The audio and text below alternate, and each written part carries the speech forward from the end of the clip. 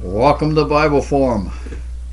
It's Sunday night, first Sunday in January, January 5, 2020.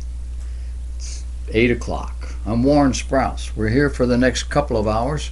We're going to be looking at life through a biblical lens and trying to solve all the world's problems in 2 hours or less. I trust that you are well this Sunday evening. You've been to church, been blessed.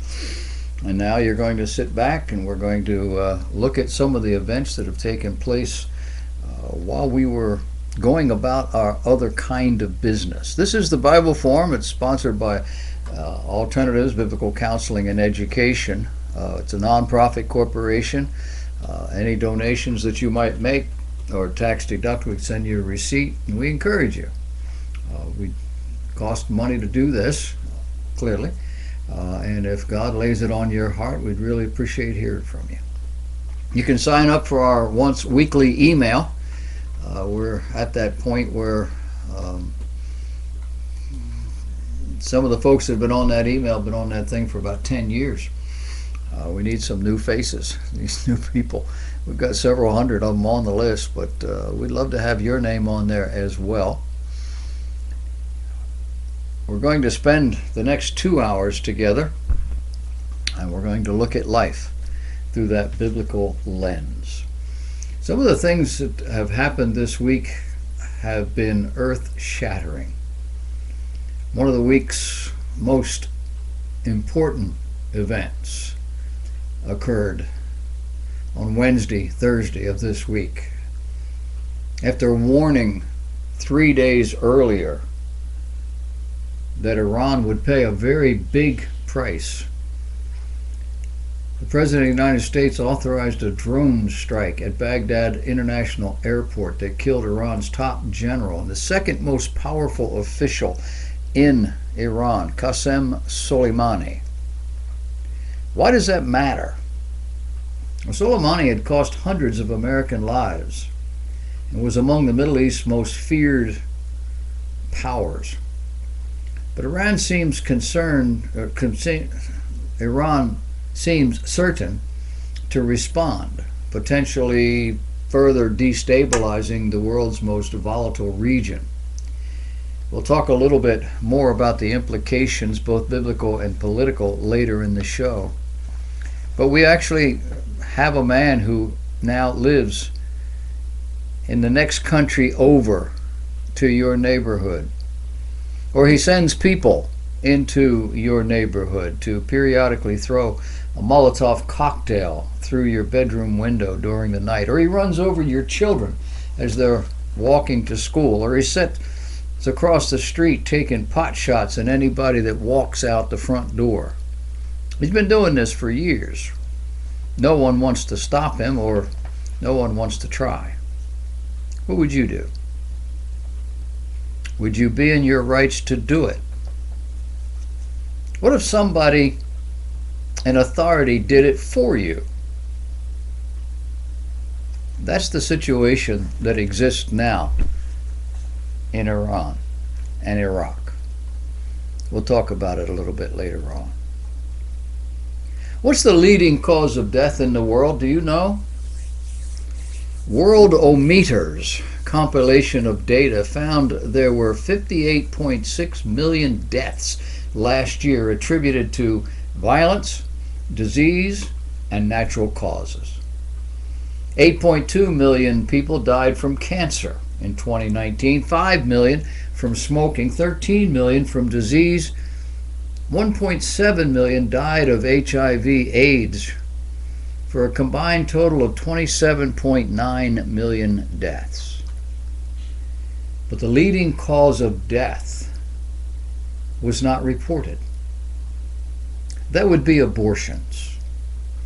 Abortions were the leading cause of death globally in 2019, with more than 42 million life-ending procedures completed. That according to statistics compiled by Worldometers. The number of worldwide abortions is equivalent to a combined populations of America's 31 largest cities. This is according to U.S. Census data. The abortion number is incomprehensible. But each of those 42 million abortions represents a living human being whose life was violently destroyed in their mother's womb. According to a recent survey from Gallup, public support for impeachment of our president has now dropped to 46%. It's down 6 points since the start of the impeachment inquiry. But that's not the only bad news for the impeachment-crazed Democrats. The same poll also found that 51% of Americans oppose impeaching and removing Donald Trump from office.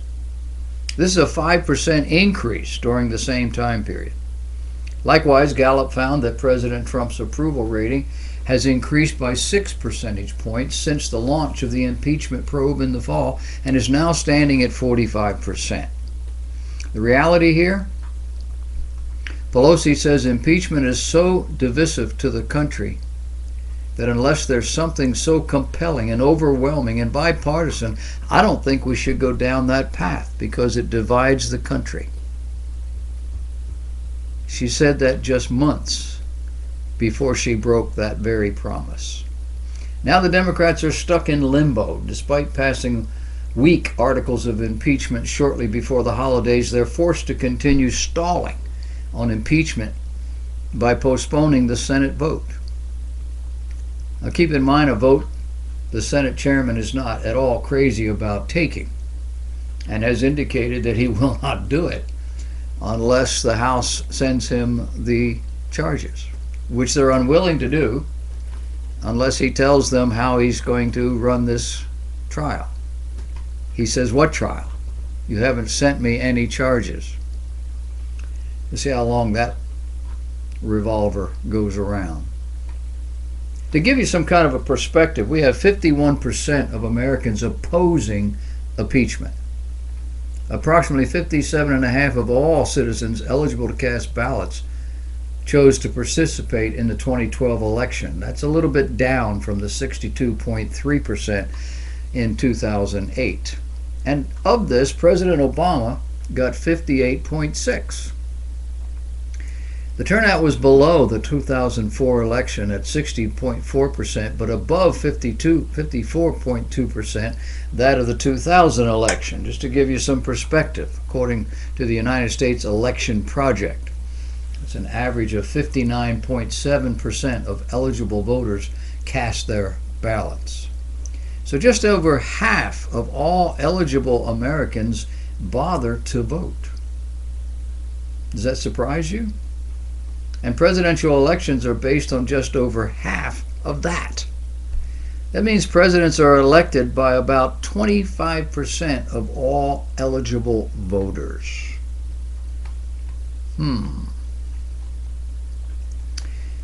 Australian doctor and medical expert was interviewed this week on the Rush Limbaugh show. The topic, puberty blockers for children who think they are not the gender their DNA specifies. His name is Dr. John Whitehall. He's professor of pediatrics at Western Sydney University. That's in Australia. He's director of neonatal intensive care in Townsville, North Queensland for 15 years. For 20 years, he taught modules of tropical pediatrics in the master's program in the School of Public Health. Currently, he teaches and leads research and has duties in general pediatrics. But Johnny knows more than he about who he is and what's best. Dr. Whitehall said giving estrogen blockers to children ages the brain 20 times faster than normal, creates feelings of despair. That means they don't believe life is worth living. Impacts judgment, emotional development, produces anger, depression, schizophrenia. And in Australia, a doctor faces 18 months in jail if he or she refuses to prescribe these drugs to children or to adults who think they are another gender. After World War II, the United States, fearing that the poverty, unemployment, and dislocation of the post-World War II period were reinforcing the appeal of communist parties to voters in Western Europe, proposed an aid program. On June 5, 1947, in an address to Harvard University, Secretary of State George C. Marshall advanced the idea of a European self-help program to be financed by the United States. It was called the Marshall Plan. On the basis of a unified plan for Western Europe economic reconstruction presented by a committee representing 16 countries, the U.S. Congress authorized the establishment of the European Recovery Program. This was signed into law by President Harry S. Truman on April 3, 1948. Aid was originally offered to almost all the European countries, including those under military occupation by the Soviet Union. The Soviets early on withdrew from participation in the plan, however, and were soon followed by other Eastern European nations under their influence. This left the following countries to participate in the plan. They were Austria, Belgium, Denmark, France, Greece, Iceland, Ireland, Italy, Luxembourg, the Netherlands, Norway, Portugal, Sweden, Switzerland, Turkey, the United Kingdom, and Western Germany. Today, these nations are all politically and economically liberal. Having had a wealthy nation subsidizing them for years, they are committed to economic liberalism and dependent upon the U.S., while very often biting that hand which fed them. Political liberalism is the stepchild of communism, applying the same solutions to similar economic problems. And the U.S. is, in a second-handed way, responsible for Europe's weak economic and social structure. There's a lesson in all this that succeeding generations of Americans are not seeing.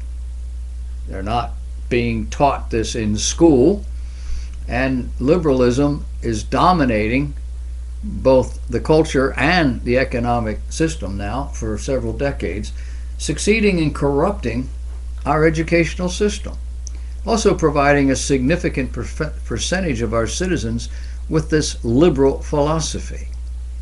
Only those who are actually involved in and dependent upon practical economics gets it. The rest are living a pipe dream, which is due to explode sooner or later.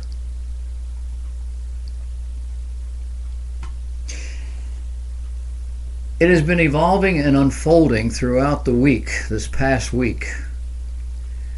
What's that? It's the United Methodist Church's meditation sessions in Washington, D.C., where they are talking about their future. And there is a sizable number of United Methodists who no longer want to be united. The church announced an agreement to split into two separate denominations and to do so over the issue of same-sex marriage, that and the ordination of gay and lesbian clergy. This according to the New York Times. Those who hold to the belief that the church should not support same-sex marriage and should not ordain gay clergy will separate into a traditionalist denomination if the agreement is approved in May at the denomination's annual conference. Did you hear that? Those holding to the Bible's teaching will have to leave. Does that tell you where the United Methodists are? Clearly they are divided. Divided over what is a clear teaching of the Word of God. How does that happen? Because it's happening everywhere. A committee of church leaders determined that separating was, quote, the best means to resolve our differences. You do realize separating doesn't resolve anything. It just separates, allowing each part of the church to remain true to its theological understanding. Not to the theology contained in the scriptures, but to their understanding of it. At last year's conference, 53% of the leaders and lay members voted to tighten the prohibition of homosexuality within the church, calling the practice, quote, incompatible with Christian teaching, end of quote. 53%. These are the people who can actually read the English language. Genesis 1, in the beginning, God created mankind. Male and female created he them. Any questions? A global denomination, these folks found that people in other countries did not understand nor were accepting of homosexuality the way America is. You know, the nation founded on God's Word. Jerry Kula, head of the UMC Africa Initiative, said he was sorry the church had spent so much time and money debating questions about homosexuality. Quote, the progressive groups are loud, but they don't have the numbers, he said. If the church had voted to affirm LGBT inclusion, he said, it would have become a laughingstock in Africa. The Bible explicitly speaks against homosexuality in the Old Testament and in the New Testament. But many churches in our country, in the various denominations, have chosen to move away from those prohibitions and have begun to perform same-sex marriages and appoint LGBT leaders. Why? Well, the only answer you can come up with that makes any sense is they have rejected the Word of God. Written in clear, unmistakable words in the language they can understand. And in doing so, they are rejecting God. Like the children of Israel in the days of Isaiah the prophet, they will not have God to rule over them. The Bible says, therefore, children are their oppressors. These people are letting kids tell them what to do. And women rule over them. And they which lead them cause thee to err and destroy the way of thy paths. Isaiah chapter 3. We have abandoned our foundations and purpose, and thereby have lost our way. We debate issues that have been settled for thousands of years as though they are new or different. We accommodate every sort of deviancy as though people can live as they please and still experience the blessings as if God were directing their paths. It is more than simple lunacy. It is nothing less than hatred of God. And those who do hate God don't even know it. That's how bad it is. In Colorado, the majority of local sheriffs are refusing to enforce the law.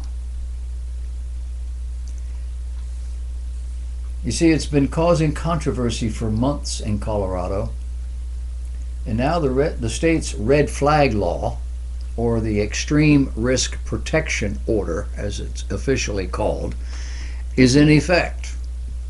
Beginning January 1st of this year, 2020, law enforcement and family members can petition a judge to issue an order requiring the surrender of all legally owned firearms. You ask, what's new about this? Well, the subject of the order must hand over their firearms to police before they presented their case in court. The Loveland Reporter-Herald recently noted that Weld County Sheriff Steve Reams has said he'll go to jail rather than enforce that statute. But even sheriffs that haven't gone that far say there are real problems with the new law. Larimer County Sheriff Justin Smith was more critical. Smith has not said he will refuse to enforce the law like some sheriffs, but he did tell the Reporter-Herald he is concerned that the law could put officers at risk. He's especially worried about escalating situations with people who are suicidal, and said that he fears that law enforcement officers showing up at the door of someone experiencing a mental health crisis to tell them they must surrender their firearms could create a very risky situation. He said, quote, "At no time are we going to push a situation where we create a shootout with a suicidal person." Because extreme risk protection orders are civil, not criminal orders, he also questions how much they will be able to be enforced. Officers are not allowed to use force when delivering civil protection orders. If officers deliver an order to someone telling them to surrender their guns and they just decline to do so, the sheriff's office has no way to enforce it. Smith also says this is a Fourth Amendment right, because of the provision in the law that allows a judge to issue a search warrant whenever law enforcement requests an extreme risk protection order. Mental health issues play into all this, making it more dangerous for the officer serving the order. Another problem that Sheriff Smith has pointed out is the lack of involvement by mental health professionals in determining whether someone's actually a threat to themselves or others. Supporters of the measure, like Lydia Waligorski of Violence Free Colorado, said those concerns are overblown. She's not convinced serving such an order is as dangerous as police think. Keep in mind, she's never served a warrant for anything. She also disagreed that the protection order increased risk to law enforcement officers, as someone who would be willing to injure a police officer would do that regardless of whether or not a protection order was in place. Case in point, the police officer faces danger every time he or she serves a warrant. This one is particularly onerous. At the end of the day, this is about saving lives, Waligorski said, nothing else. Clearly, she is not thinking about the officer's life. Unfortunately, Colorado's red flag law is a gun control law masquerading as a mental health measure. The law is currently being challenged in court, but at least for now, the law remains in effect while the case winds its way through the legal system.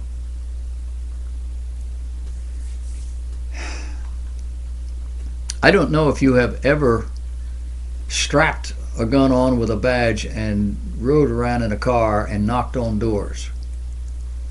I have done so. And most of the things that you run into that are among the most dangerous occur around 2 o'clock in the morning.